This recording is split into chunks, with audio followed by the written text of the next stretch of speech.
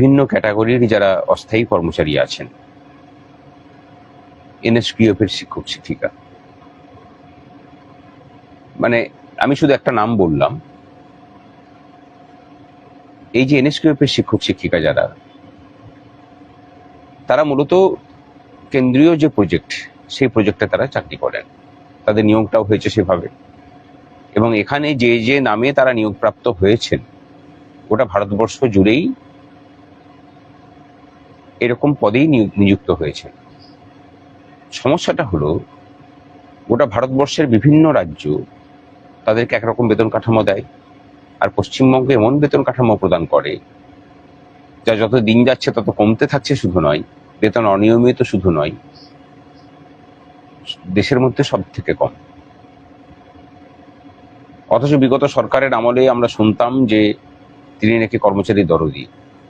আমি জানি না যে অন্যান্য রাজ্যে আর কতগুলো এরকম রাজ্য আছে যেখানে অস্থায়ী কর্মচারীদের সাথে এই ধরনের প্রহসন চলে। খুব সামান্য টাকা বেতন পায় তারা, তারপরেও 3 মাস 4 মাস বেতন না পাওয়া, এটা যে কতটা প্রহসন সেটা যাদের সাথে হয় তারা বুঝতে পারবেন। অথচ এই সরকারই কিন্তু, বিগত সরকারই আবার কাজ না করিয়ে করিয়ে মাসে মাসে ঠিক ভাতাগুলোকে ঠিক মতো প্রদান করে গেছে। যে সরকার তার কর্মচারীদের নিয়মিতভাবে বেতনের টাকা দেয় না, তারাই যখন পাশাপাশি ভাতার টাকাটা ঠিক সময়ে প্রদান করে, তখন একটা জিনিস নিশ্চিত থাকতে হয় যে সেই সরকারের সদিচ্ছা নিয়েই বরং প্রশ্ন তোলা উচিত। আমি এবার এনএসকিউএফ এর শিক্ষক শিক্ষিকা ছেড়ে আমি বাকি সেক্টরগুলোর কথা আসি। পশ্চিমবঙ্গের যতগুলো সেকশন আছে, প্রত্যেকটা সেক্টরের যারা অস্থায়ী কর্মচারী আছেন বিভিন্ন রকম দুর্দশার মধ্যে দিয়ে যান। তারা ন্যূনতম ছুটির সুযোগ তারা পান না, ন্যূনতম বেতন কাঠামো, তাদের চাকরির স্থায়িত্ব নেই, একটা থ্রেড কালচারের মধ্যে দিয়ে তাদেরকে যেতে হয়। এবং যারা কেন্দ্রীয় প্রকল্পে যুক্ত আছেন তাদের বেতন বৈষম্য, এবং যারা রাজ্যের সরাসরি আছেন অথবা থার্ড পার্টির মাধ্যমে নিযুক্ত হয়ে আছেন তাদের বেতন বৈষম্য মারাত্মক আকার নিয়েছে। আমরা এই সমস্ত বিষয়গুলোকে এক জায়গায় করে গত 2 তারিখে মাননীয় মুখ্যমন্ত্রীর সাথে আমাদের যে গত 1 তারিখে মাননীয় মুখ্যমন্ত্রীর সাথে আমাদের যে বৈঠক ছিল, সেই বৈঠকে কিন্তু আমরা সংগ্রামী যৌথ মঞ্চের পক্ষ থেকে একদম স্পেসিফিক প্রস্তাব দিই যে কেন্দ্রীয় প্রকল্প যেগুলো চলছে সেই প্রকল্পের সাথে যুক্ত যারা কর্মচারী আছেন তাদেরকে অন্যান্য রাজ্য যেমন বেতন ভাতা দিচ্ছে তাদেরকে সেরকম করে দেওয়া হোক, ন্যূনতম ছুটির সুবিধাগুলো দেওয়া হোক, থ্রেড কালচার মুক্ত হোক, আর এই যে এজেন্সির মাধ্যমে নিয়োগ সেগুলো দূরীভূত হয়ে তারা সরাসরি সরকারি চুক্তিপ্রাপ্ত কর্মচারীদের পরিবর্তিত হোক। এবং সরকারের নিজস্ব যেসব কর্মচারীরা আছেন অস্থায়ী পদে, যেমন ধরুন সিভিক ভলান্টিয়াররা আছেন, তাদের সঠিক বেতন পাওয়াটাও কিন্তু তাদের অধিকারের মধ্যে পড়ে।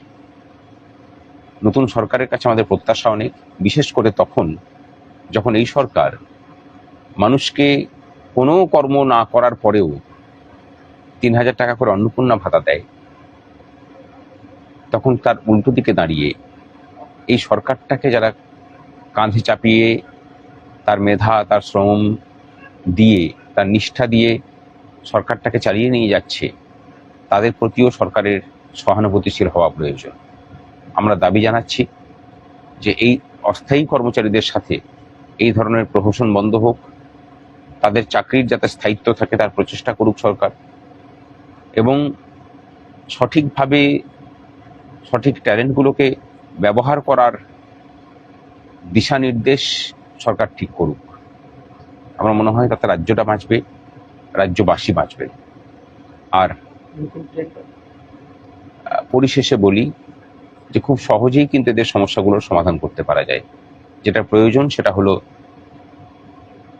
প্রশাসনের ভিতরের সদিচ্ছা। এই সদিচ্ছা আসুক, অস্থায়ী কর্মচারীদের যে সংকট, সে সংকট কাটুক, তাদের চাকরির স্থায়িত্ব আসুক, চাকরি অন্তে তাদের পেনশনের ব্যবস্থা হোক। কয়েকদিন আগে দেখেছেন যে সুপ্রিম কোর্ট বলেছে যে অস্থায়ীভাবে কাজ করলে পরে তাদের পেনশন পাওয়ার অধিকার আছে। এই সমস্ত সুযোগ সুবিধা তাদের প্রতি প্রদান করা হোক, এটুকুই চাই। এর জন্য যে লড়াই করতে হবে আমরা করার জন্য প্রস্তুত। আপাতত আমরা ঠিক করছি যে সমস্ত স্তরের অস্থায়ী কর্মচারীদেরকে নিয়ে একটা কলকাতায় একটা মানে মিটিং করা, তাদের সমস্যাগুলোকে সরাসরি শোনা, সেই নিয়ে আমরা কিভাবে কাজ করতে পারি সেই সমস্ত কিছুগুলোকে নিয়ে আমরা একটা প্রচেষ্টার মতো করব। আর এনএসকিউএফ এর শিক্ষক শিক্ষিকাদের আবার নতুন করে, শুধু এনএসকিউএফ এর শিক্ষক শিক্ষিকা না, বিভিন্ন দপ্তরের মানে নতুন করে টেন্ডার করা হচ্ছে থার্ড পার্টির মাধ্যমে। নতুন সরকারের কাছে বলবো, এই থার্ড পার্টির যে অত্যাচার এবং মানে এখান থেকে যে টাকা লিকেজ সেটা বন্ধ হোক। এই থার্ড পার্টির যে নতুন করে আবার চুক্তি ভিত্তিতে যাওয়া, এগুলোকে বন্ধ করা হোক।